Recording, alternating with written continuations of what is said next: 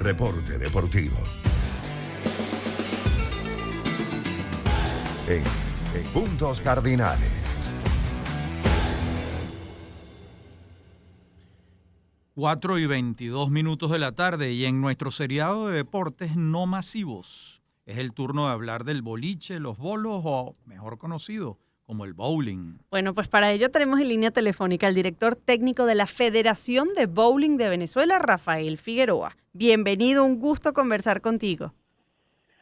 Buenas tardes, ¿cómo están? Un gusto igualmente. Bueno, Desde la Federación muy contento con este contacto. En Venezuela la práctica del bowling ha crecido muchísimo desde que se inició, supongo yo, en las primeras décadas del siglo XX, ¿no? Sí, bueno, en 1953, para ser más exacto, ¿no? Okay. Se funda la Asociación de Boliche, en aquel momento se le decía Boliche, de Caracas, y posteriormente, unos meses después, la Federación Venezolana de Bowling. Ya, y en Maracaibo hubo también canchas, ¿no? Sí, Quizás muy poca gente sabe que Venezuela tiene uno de los jugadores de bowling más importantes del mundo, un barquisimetano, Amleto Bonacelli, ¿no? Correcto, 2 veces Hall de la Fama. Imagínese, Hall de la veces. Fama, sí, 2 veces Hall de la Fama. Hall de la Fama de la PBA, o la Asociación de Bowling Profesional de los Estados Unidos, y de la USDC, que es el Congreso de Bowling de los Estados Unidos. Ahora, ¿cómo funciona el circuito de torneos en nuestro país de bowling y cuán importante es entre quienes lo practican? Que lo ven además como un deporte y concursan en los torneos y no solo como una actividad para distraerse, un juego. Sí, por supuesto una excelente distracción porque lo pueden jugar niños desde muy pequeños a niños desde muy grandes, a 90, 84. Tenemos un jugador de 64 años ahorita jugando el Centroamericano y el Caribe. Qué bien. Pero sí, es diversión, pero también tenemos alto rendimiento, tenemos categorías sub-12, sub-16, sub-21, luego tenemos una segunda fuerza que está compitiendo ahorita. Tenemos la élite, que es la que nos representa en los juegos multidisciplinarios, suramericanos, bolivarianos, centroamericanos, panamericanos y campeonatos mundiales. Y tenemos la categoría mayores de 50, que serían los seniors, y mayores de 60, los super seniors. Ahora, nosotros tenemos campeonatos nacionales, tenemos campeonatos zonales, clubes que juegan sus ligas. Muy bien. Bueno, y yo me pregunto, para jugar bien bowling, primero hay que tener unas buenas piernas, hay que tener precisión en la mano y creo que hay que tener una capacidad de concentración importante, ¿no? Y práctica recurrente. Esas 3 cosas. Hay un gesto técnico, un gesto deportivo que tiene una caminata sincronizada con el movimiento del brazo, y por supuesto un 70% de lo que es el entrenamiento de fuerza y resistencia está en las piernas. Luego tienes el core o la parte del abdomen más que todo para el equilibrio, y la parte superior no se le pone tanta resistencia para mantener una flexibilidad en el movimiento. Claro, pero lograr el efecto de la pelota supongo yo que debe haber algún movimiento de la muñeca que puede lograr que la pelota vaya justamente al pin que le falta derribar. Y que vaya envenenada, además. Que vaya Mira, mientras estás haciendo esta descripción de las cosas que hacen de un jugador de bowling, un gran jugador de bowling, el profesor Rafael Arraiz Luca está jugando bowling imaginario en el estudio. Ah, qué bueno. Bueno, mira, te lo puedo más o menos describir, ¿no? No es tanto, hay gente que confunde que es un movimiento de rotación de la muñeca, y realmente no es así. Para nosotros, lo que tenemos algunas edades por allí, nosotros jugamos yoyo, ¿verdad? Sí. Sabemos lo que es el yoyo. Sí. Ok, más o menos el movimiento de la muñeca en el momento de lanzar la pelota es como un yoyo, va hacia abajo. Eso le imprime una rotación hacia el frente. Y dependiendo de cómo tengas las muñecas, si tú pones la palma hacia arriba, de manera derecha, va a ir derecha, va a ir muy recta. Pero si la doblas, si eres derecho y la doblas un poquito hacia tu izquierda, va a tener un eje de rotación que es lo que le da ese giro característico de los jugadores de alto rendimiento, ¿no?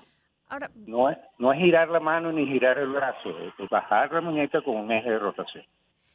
la puntuación, porque yo imagino ya que en estas categorías de gente que está federada, es profesional, aquello será chuza tras chuza tras chuza tras chuza, ¿no? Claro. Bueno, ¿Cómo se sí. decide un ganador en un juego en el que todo el mundo tumba todos los pines al primer intento y no necesitan baranditas, como es mi caso?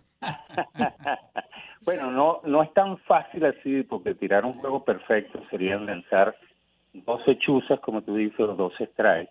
Ah, ves, Seguidos, ¿no? imagínate, estoy hasta martillando el bowling yo con mi argot un Sí, poco 12 profesional. strikes, 12 chuzas, pero tienen que ser seguidas, 12 lanzamientos seguidos. Eso no es tan fácil de conseguir, puesto que a las pistas se le echa un aceitado con una máquina especial, y eso tiene un patrón, como un dibujo de aceitado, con un volumen de aceite, con una longitud de ese aceite distinta en cada campeonato, y eso le pone una dificultad bastante significativa en alto rendimiento.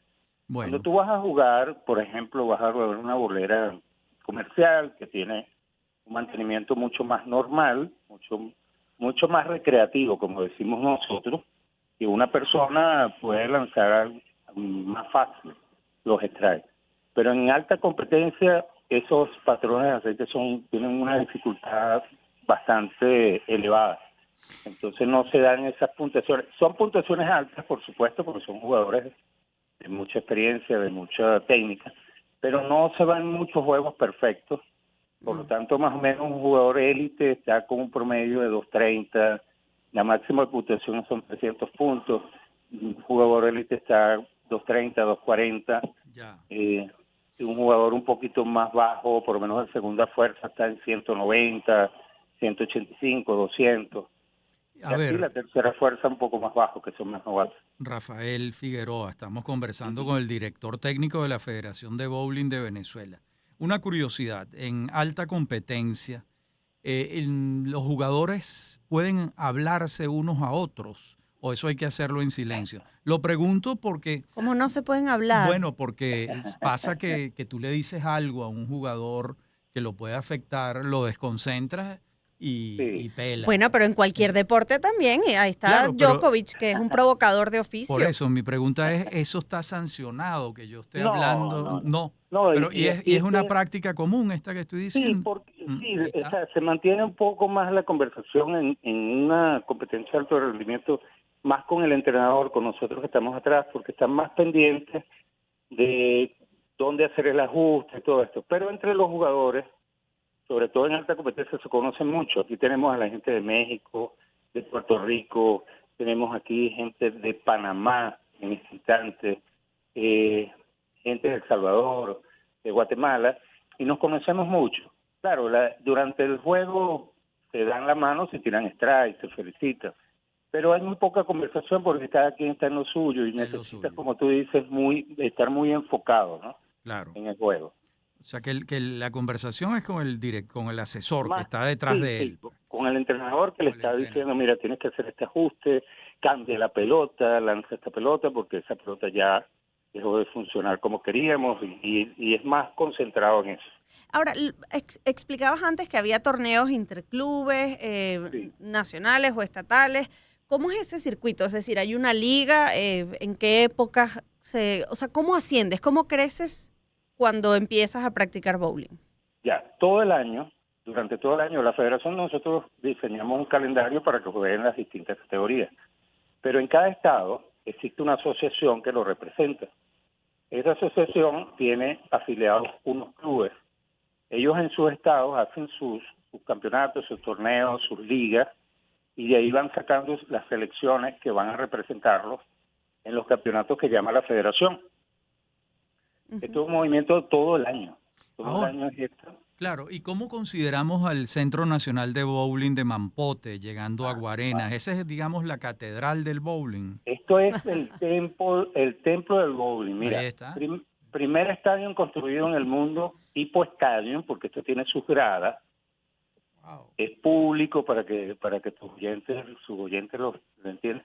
es público, tenemos 40 pistas. 40 40. pistas. No, es que es una 40 cosa impresionante, Lila. Sí, sí, sí. Mira, el primer estadio que se construyó para los Juegos Panamericanos del 83.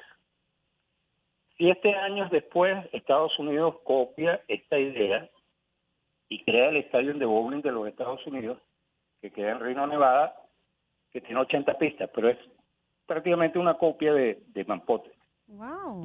Mampote es una referencia mundial. Aquí se han hecho 2 mundiales, el único país que lo ha hecho 2 mundiales de bowling. El último fue el 2006. ¿Y eso fue iniciativa de quién, Rafael? Mira, esto vino por los Juegos Panamericanos, Ok, ¿sí? ok. Del 83. Sí, gobernaba Luis Herrera Campins. Exactamente. Se crea el estadio de softball para los Juegos y al lado el bowling. Que además yo Venezuela imagino ha sido- que siendo un deporte, una disciplina tan americana o tan arraigada en la cultura americana, tiene mucho que ver con las transnacionales petroleras en En sus nuestro inicios, país. Por claro. ejemplo, Sí, sí, en sí. Judibana, el Club Seguro, Judibana, claro. por allá por Amuay, tiene, Sí. tiene Ujú. unas canchas de bowling, no sé en qué Claro. estado estarán ahora, pero hace No, años ahorita eran una maravilla. No están funcionando, pero en Maracaibo también, sobre todo en la zona de la Lagunilla y Bachaquero, Ujú. en los campos petroleros, en San Tomé, en el Tigre, también se dio, en esos campos petroleros fue donde se iniciaron esas canchas de bowling, pequeñas, pero se iniciaron allí. Te puedo decir que de esa tradición que empezó allí, nacieron muchos atletas. De hecho, en Venezuela el bowling es la 7ª disciplina en otorgar medallas a nuestro país como disciplina deportiva en todo el ciclo olímpico. Ujú. Hemos tenido jugadores excepcionales, Anleto, Miguel, como le llamaban Miguel Hacho, que eso es un término de un split, 2 pines que se quedan parados el 7 y el 7 y el 6, o el 7 y el 3, y eso quedó instalado a nivel mundial. Cuando queda algo de eso es Miguel Claro. Hacho. En Bueno, ¿y cualquier parte del mundo. cuándo viene a jugar Amleto Monachelli? Yo quisiera verlo jugar. Mira, él ha venido, ahorita menos porque, claro, ya Leto, estamos hablando, creo que ya Leto está por los 64 años, sigue ganando en el Tour Senior allá en los Estados Unidos. Pero es que es nuestra Yulimar, pero en el bowling. Claro, Así es. totalmente, sí. Bueno, pero aquí tenemos excelentes jugadores actualmente. Luis Robaina, estuvo Ildemaro Ruiz, es familia de Anleto por matrimonios que se dieron antes.